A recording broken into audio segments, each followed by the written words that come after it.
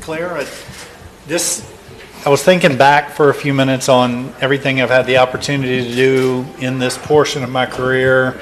I've gotten to sit up at tables with Tiger and on down the line, but right now I can honestly say that it's never been more of a treat to sit up here with someone than you. When I started at the PGA Tour as a media official in 2007, I was anxious, I was nervous, I didn't think I'd fit in, I didn't think I'd do a good job. In my first tournament, thank the Lord, where I was the advanced media official, was here at the John Deere Classic, and you were one of the first people I met, and it was then and there that I knew that I'm going to be okay. And that's because of people like you. And every year, I think I told you yesterday, this is just one of 4 tournaments that I have not missed. I do have a say-so in where I get to go, and this is one of the ones that I haven't missed and I don't plan to miss. And so it's obviously with mixed emotions that I'm up here to introduce you and just remarkable career and everything. So with all that, thank you for everything you've meant to me over the years. I see you at so many other tournaments as your way of just trying to make the John Deere Classic a better event, and you've done an incredible job with it. So with that, just a few comments from you on how you're feeling and what you're excited about and looking forward to as you move on to bigger and better, and then we'll take some questions from these guys. Wow, that was very nice, Doug. Yeah, it's gone by quickly. Obviously, my history with the event really was back as John Deere liaison back 1997 when they inked the deal and then built the golf course. And Kim Huffam, of course, was a tournament director here. And just kind of being able to have a John Deere branding mindset into the presentation of the event was something that I was charged with. Never, ever thinking that tournament director would be in my future. Without getting into a long explanation, it did. And I consider it, one of the great blessings of my life, because I led a pretty narrow John Deere, nothing wrong with that, existence before becoming tournament director. But with that assignment, all these other people in town, all of the volunteers and all the sponsors, the PGA Tour people like yourself that I was able to meet, the PGA Tour universe and all of the people in these other cities that I was able to meet.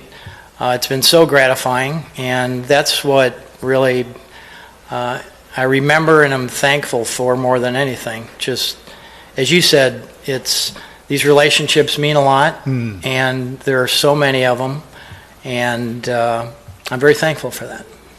Very well said. Well, with that, we'll love to take a few questions from anybody. We'll start George, and then we'll go over to Greg.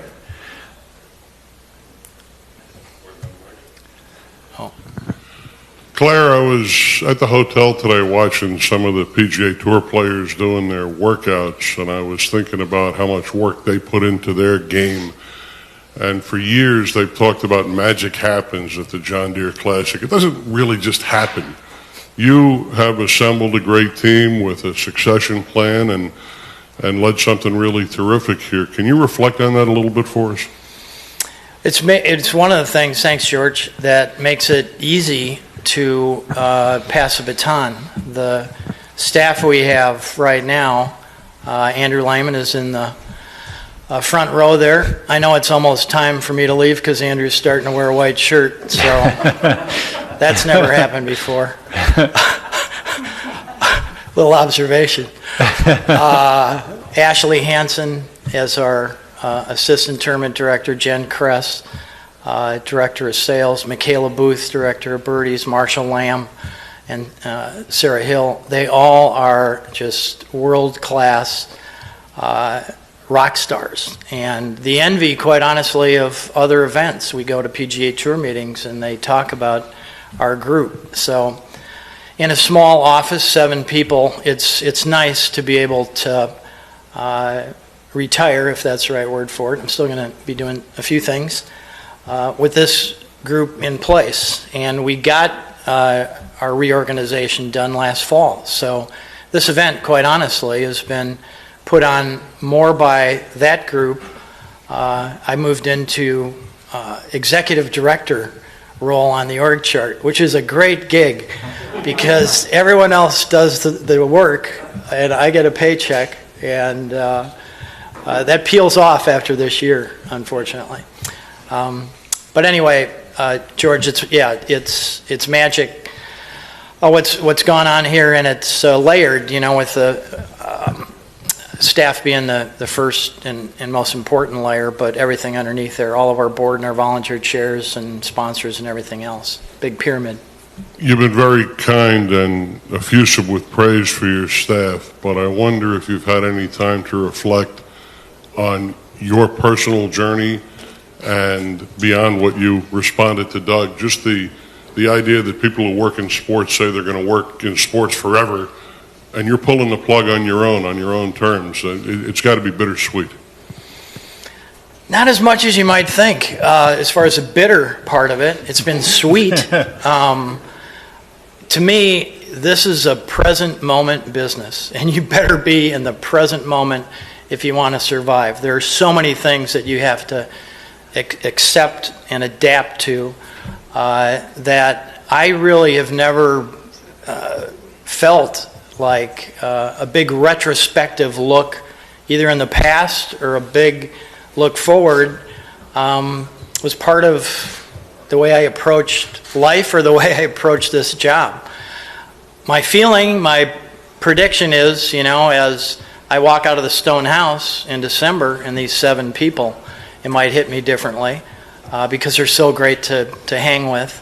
But there's not any bitterness at all at this point. I'm really excited about this week. We'll put another one in the book. We were reflecting on some of the early events with J.L. Lewis and Mike Brisky in the hot 1999, and Mark Hensby, who's in our field, in 2004, and VJ went in here my first year full-time in 03. So all those things are great memories and things I cherish. But there's not a lot of sadness yet. Maybe I'll get sad sometime. Craig? Claire, can you talk, was it an 8-iron that you hit on the 17th hole to close out Dick Von Mauer in the Davenport Country Club Championship? I'll tell you the finish if you want, but none of these people are going to want. No. I just thought, you're here, you might as well talk about golf shots. It was a 3-iron on 17 that there we did go. the deal. Yeah. Oh, wow, okay.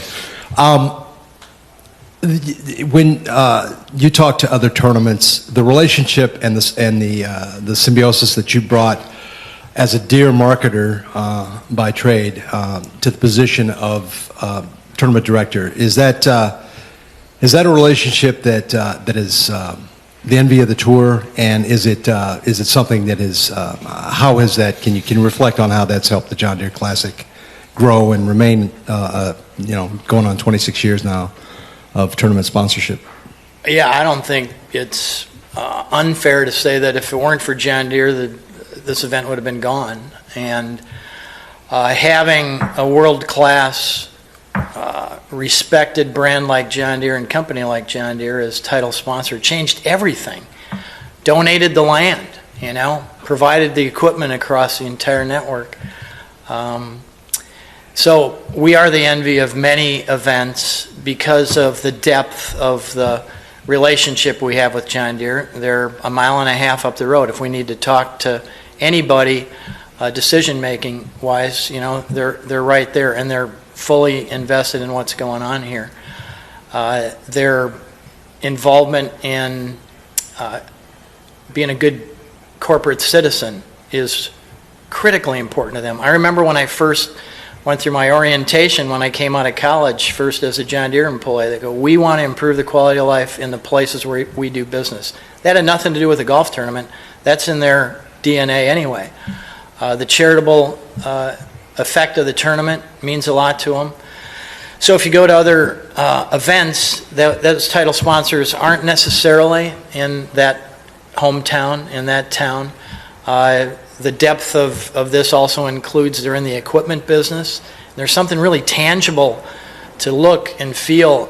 People sit on the equipment and see the machines on display and go to the big dig on Tuesday or Wednesday night.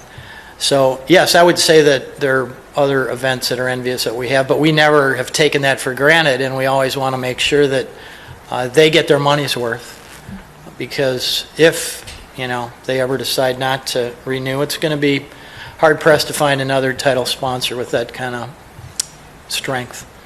Well, we've talked in the past about your understanding of brand, your understanding of John Deere's culture, and the things that help John Deere leverage this tournament. Has anybody tried to copy that model on tour that you're aware of, to dip into a sponsor's marketing department and Everyone copied our T markers. I know that. That was a branding element that we were. Is that a template that can be replicated in any way across tour? That every company's got a different culture. The other thing about Deere's culture is they trust us and they allow us to do our thing. I know that there's some title sponsors that have a lot more influence and involvement in putting on the tournament and decisions that are being made than what Deere does. So to say that there are other events with title sponsors that are copying this is really probably not fair. They have their own way of presenting themselves and branding themselves. I mean, look at all the different things.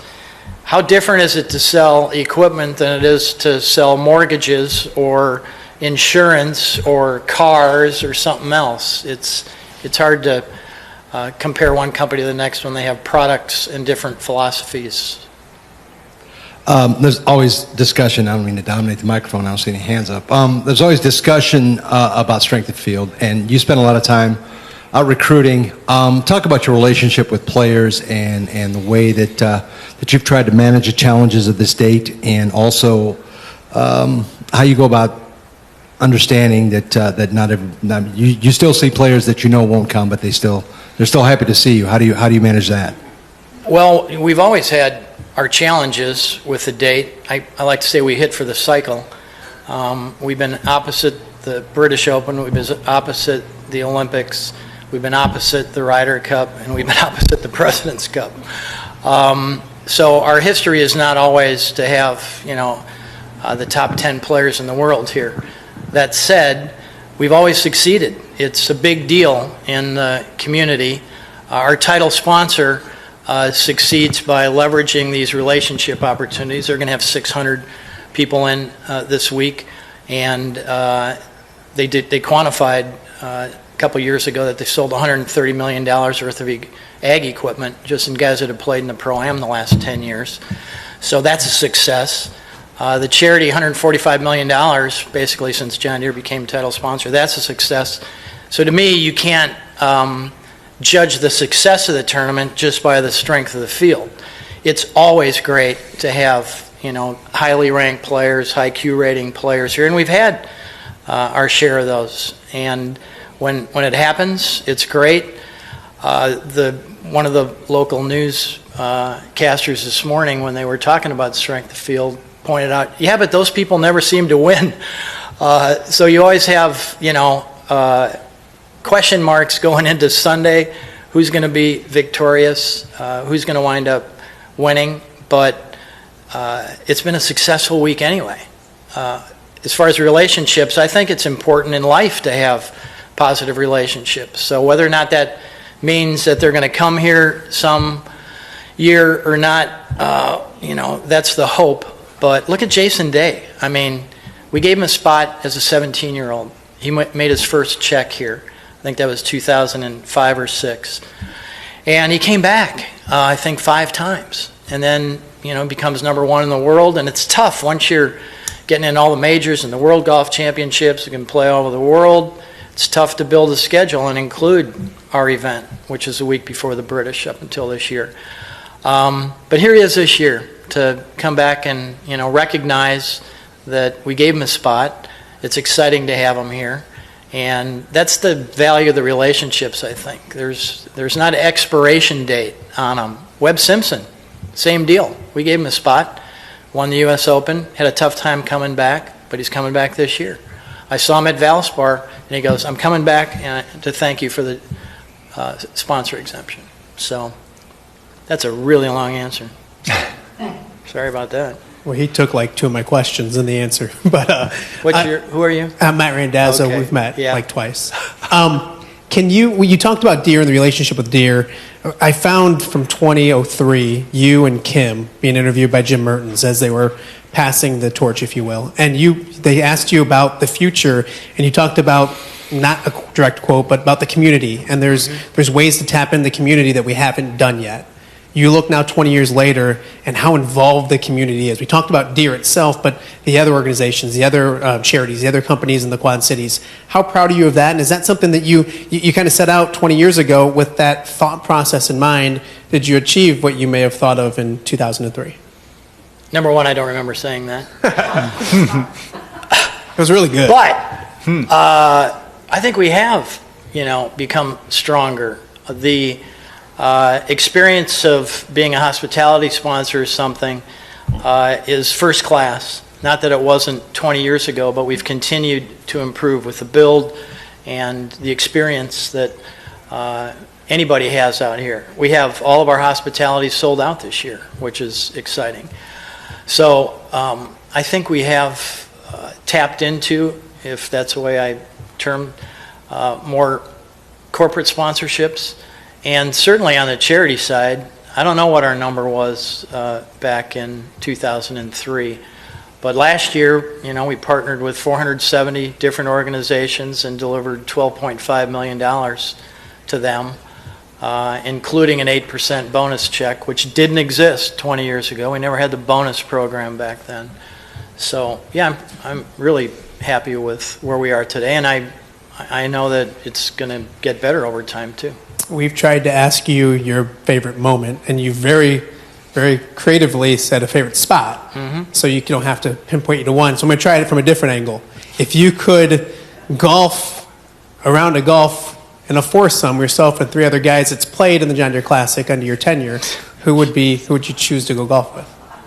Jeez. Bad, right? Who've played in the John Deere Classic? Yeah.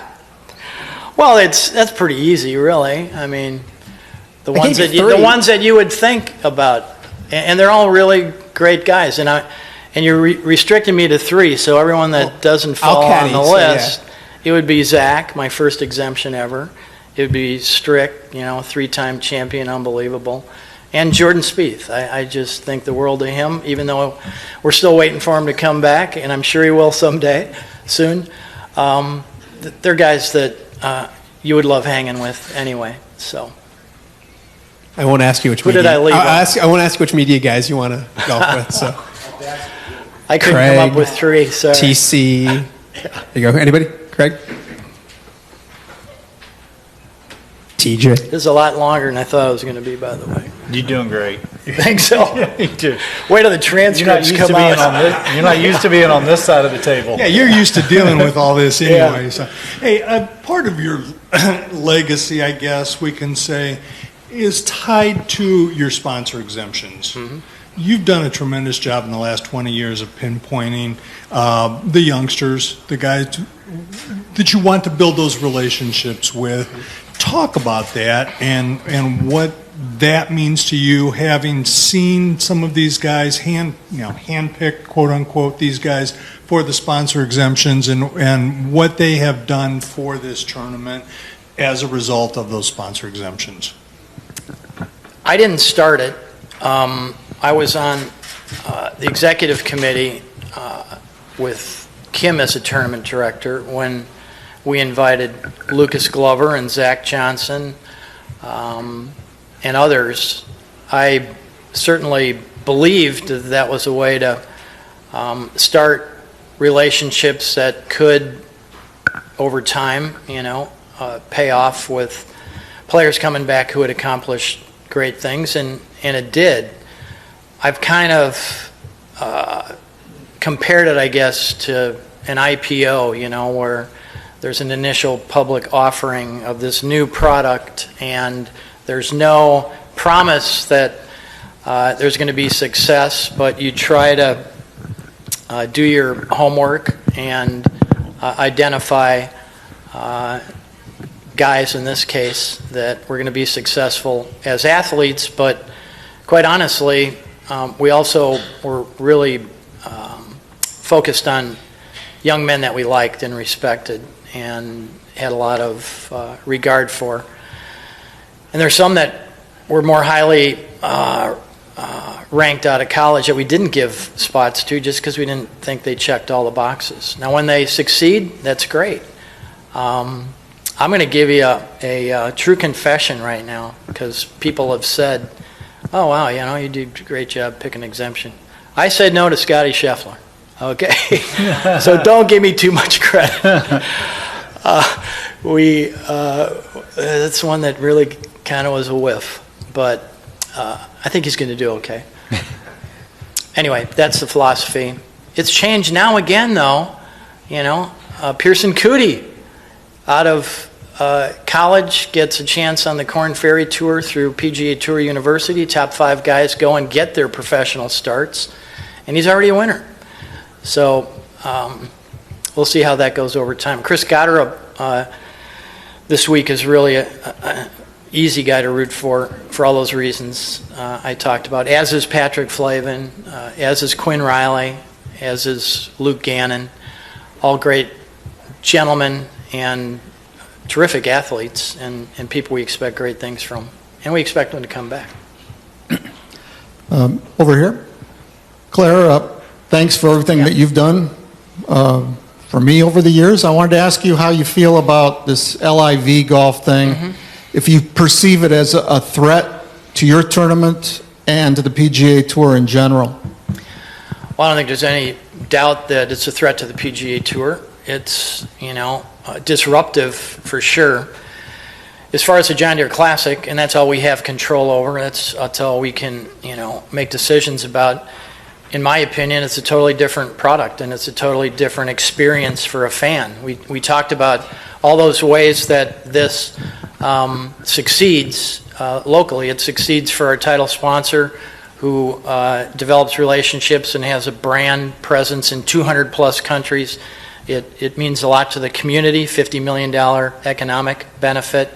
We'll leave $12 to $13 million left to charity when it's all over. There's 156 world-class players in a traditional format where only half of them make it to the weekend.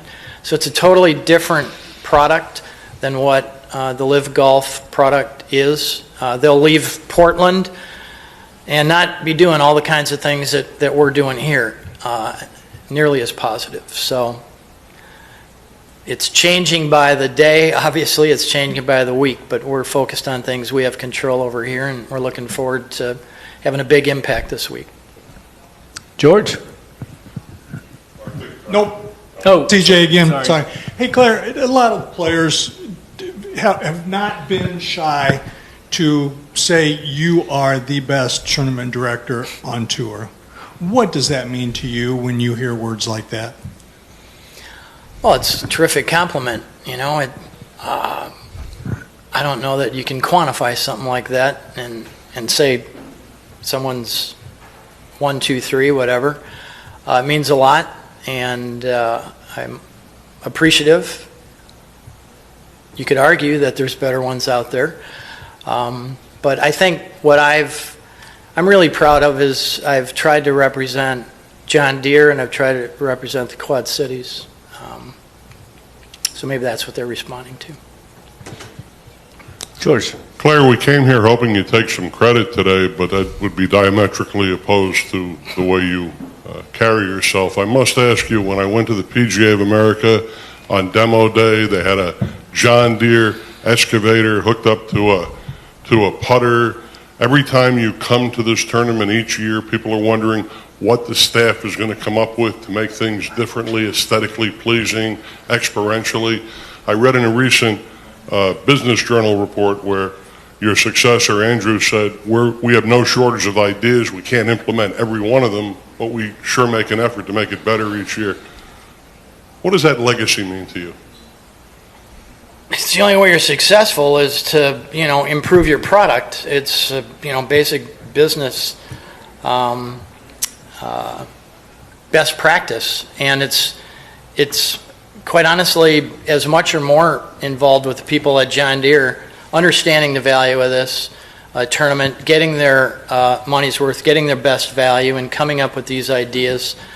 We try to accommodate and we try to implement, but they are at the forefront of this right now, which is really exciting. That 20 years ago they weren't necessarily as aware, I don't think, of the power of a PGA Tour event and the reach of a PGA Tour event. When you see that excavator with the driver head and know that it's being seen in 226 countries, it's pretty powerful.